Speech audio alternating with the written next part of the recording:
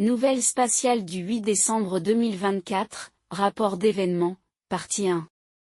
Bonjour à nouveau, merci d'être ici. Avec moi une fois de plus. J'espère que vous allez très bien aujourd'hui. Je suis Marie, bienvenue sur ma chaîne. Ces informations peuvent être considérées comme de la science-fiction ou selon ce que le spectateur juge préférable, et je les partage uniquement à des fins de divertissement. Néanmoins, je prends mes informations très au sérieux, et pour quiconque souhaite les voir. J'écris ceci le matin du 8 décembre 2024. Il semble que les événements qui se sont déroulés entre octobre 2024 et maintenant aient commencé à se stabiliser, alors il est temps que je vous partage ce qui s'est passé ici. Je sais que mon groupe et moi avons été accusés d'être plongés dans beaucoup de drames. Beaucoup de gens n'aiment pas cela chez nous, mais comme je l'ai dit tant de fois auparavant, nous ne sommes que des personnes comme vous. Par conséquent, la vie est un drame et une lutte constante pour rester en vie. Il y a beaucoup de connaissances et d'enseignements cachés dans le drame, comme le besoin d'être résilient, de continuer à se battre aussi longtemps que possible et de surmonter les situations les plus difficiles que la vie peut nous réserver. Je vais commencer par expliquer ce qui me troublait, puis cela évoluera vers une aggravation de la situation à bord par d'autres personnes. Bien que rien ne puisse jamais être pris avec une certitude absolue lorsqu'il s'agit d'attaques ou d'événements astraux ou spirituels, en observant tout dans son ensemble, c'était un exemple clair du mal faisant de son mieux pour nous nuire, pour le moins qu'on puisse dire. La séquence de problèmes de santé, d'abord avec moi, puis avec le reste de l'équipage, est hautement illogique et indique que quelque chose travaillait contre nous en sous-main, si vous voyez ce que je veux dire. Depuis au moins l'année dernière, j'avais souffert d'intolérances alimentaires qui n'ont fait qu'empirer progressivement. En août 2024, j'ai commencé à m'évanouir de plus en plus souvent, mais l'équipe médicale, d'abord celle du Toleka, puis celle du Sadikleya, n'a pas réussi à détecter la cause profonde de mon problème jusqu'en septembre, lorsque le docteur Anna a diagnostiqué un diabète de type 1. De là jusqu'à mi-octobre, j'ai subi plusieurs procédures extrêmement douloureuses pour inverser ma condition, comme je l'ai décrit en détail dans ma vidéo Je ne vais pas bien jusqu'à ce que les chats Urma m'invitent à vivre une cérémonie de guérison à bord de leur vaisseau, le 15 octobre, durant laquelle j'ai été guidée pour avoir une forte expérience spirituelle qui m'a conduite à la guérison, comme je l'ai expliqué dans ma vidéo intitulée « Les Urma m'ont guéri ».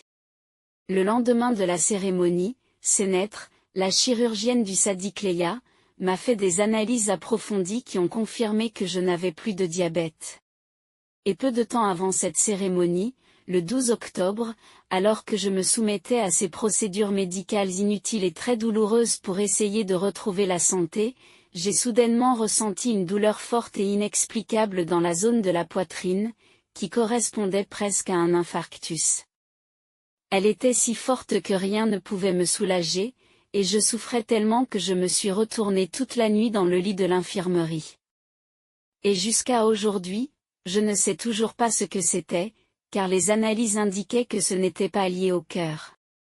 Puis, le 15 octobre, les chats Urma m'ont amené à guérir de mon diabète, mais ils n'ont pas parlé de cette douleur soudaine dans la poitrine que je venais de subir et qui, jusqu'à présent, n'est pas revenue. D'ailleurs, je dois mentionner qu'un autre membre de l'équipage, Dorka Hallel, avait également subi le même événement étrange quelque temps auparavant, de manière tout aussi inexplicable. 2 jours après que les Urma m'aient guéri et sans même avoir le temps de fêter ma santé retrouvée, j'ai décidé d'installer un câble pour avoir une caméra de recul dans l'une des voitures que nous utilisons pour descendre à la surface de la planète Terre pour acheter de la nourriture et d'autres articles nécessaires. Et oui, nous utilisons des voitures humaines. Autrement, comment pourrions-nous nous déplacer à la surface de la Terre ? Et vous pourriez aussi vous demander pourquoi c'est moi qui ai installé ce câble et pas quelqu'un d'autre ? En fait, je voulais le faire moi, parce que Dorka Hallel était en train de m'apprendre les bases de l'électricité des véhicules humains. Et tandis que j'étais dans la voiture près du plancher, j'ai remarqué une tache blanche sur le tapis, près de la console centrale. Je l'ai touché avec ma main pour voir ce que c'était et une poudre blanche a sauté directement sur mon visage. Maintenant je le sais, c'était des spores. À ce moment-là, Dorcas a aussi respiré les spores. Puis nous nous sommes retournés et nous avons constaté que tout l'intérieur de la voiture, en particulier les sièges, était rempli de ces champignons blancs, ressemblant à du coton. C'est une vieille voiture que nous n'avons pas beaucoup utilisée, mais nous étions justement en train de l'améliorer. Puis nous avons raconté aux autres ce qu'il venait de se passer, et ils sont arrivés en courant pour voir la voiture. Athéna, Neshara et Yazi sont arrivées les premières, et Yazi a été assez têtue pour monter dans la voiture et regarder les champignons de près. Et donc, malgré nos efforts pour l'empêcher d'entrer, Yazi a inhalé une grande quantité de spores, sans doute beaucoup plus que nous. Par la suite, nous avons tous commencé à avoir une forte toux et des signes clairs d'infection pulmonaire, qui se sont accentués au fil des jours, jusqu'à devenir complètement invalidantes. Certains d'entre nous ont eu aussi une forte fièvre qui a duré plusieurs jours. Et donc, c'est à partir de cet instant, fin octobre, que tout l'équipage a commencé à développer des symptômes similaires à ceux de la grippe. Tout l'équipage, y compris les personnes qui n'ont même pas vu la voiture et qui ont encore moins respiré les spores. L'un de nos abonnés a fait un commentaire intéressant, qui est que dans certains endroits sur Terre, les champignons, et donc les infections qui proviennent de ces derniers, sont associés à la lutte entre le bien et le mal, et que je dois donc les considérer comme un outil éthérique utilisé par un attaquant astral. Même si, comme je l'ai dit plus haut, rien de tel ne pourra jamais être prouvé, et c'est aussi la raison pour laquelle les attaques de ce type peuvent être aussi dangereuses.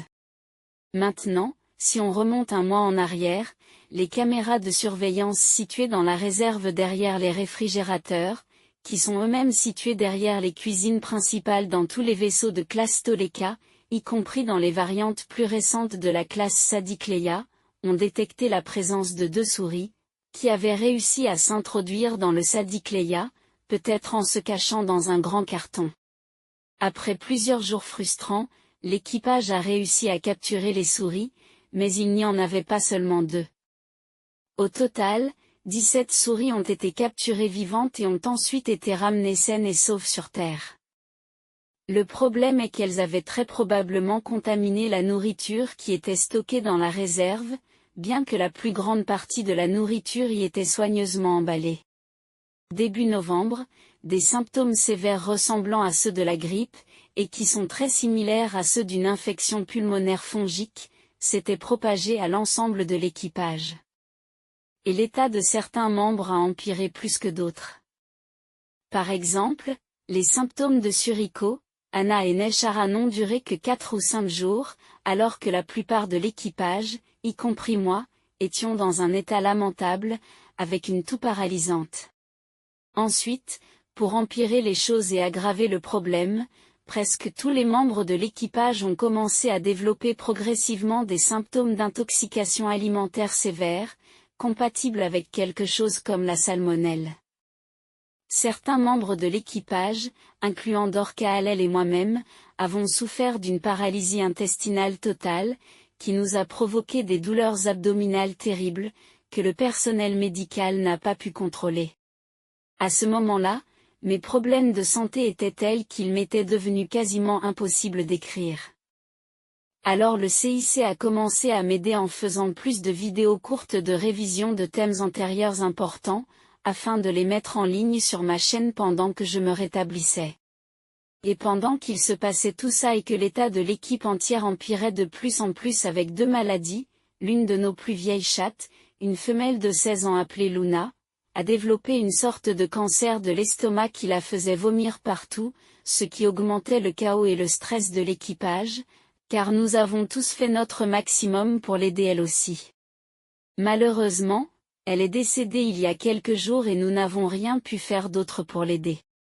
Au fil des jours, l'état de santé de l'équipage ne faisait que s'aggraver, au point que les 3 docteurs, Sénètre, Kara et Anna, sont aussi tombés malades, ce qui faisait qu'il était encore plus difficile pour elle d'aider tous les autres membres de l'équipage. Début novembre, les vaisseaux stellaires Alcyon et Saska 1 sont entrés en collision, et bien que cet incident n'avait rien à voir avec des problèmes de santé à bord, puisque les maladies étaient concentrées uniquement sur le Sadiq Leia, cela s'est additionné à tout ce chaos, car le problème a dû être résolu depuis le Sadiq Leia en tant que vaisseau amiral. Aucun autre vaisseau n'a signalé que l'un de ses membres d'équipage était malade, excepté l'Aigle Vigilant, qui a rapporté que 2 membres de son équipage avaient souffert d'une allergie alimentaire, mais cela n'avait aucun rapport avec ce qu'il se passait à bord du Sadiq Leia. Au 14 novembre, 22 membres d'équipage étaient hospitalisés et se trouvaient dans des caissons médicaux secs à l'infirmerie du Sadiq Leia, dont 2 des 3 membres du personnel médical. 22 caissons médicaux sur 25 étaient en service et nous étions 30 membres d'équipage à bord, ce qui signifie que seuls 8 d'entre nous étions debout, mais nous étions aussi très malades.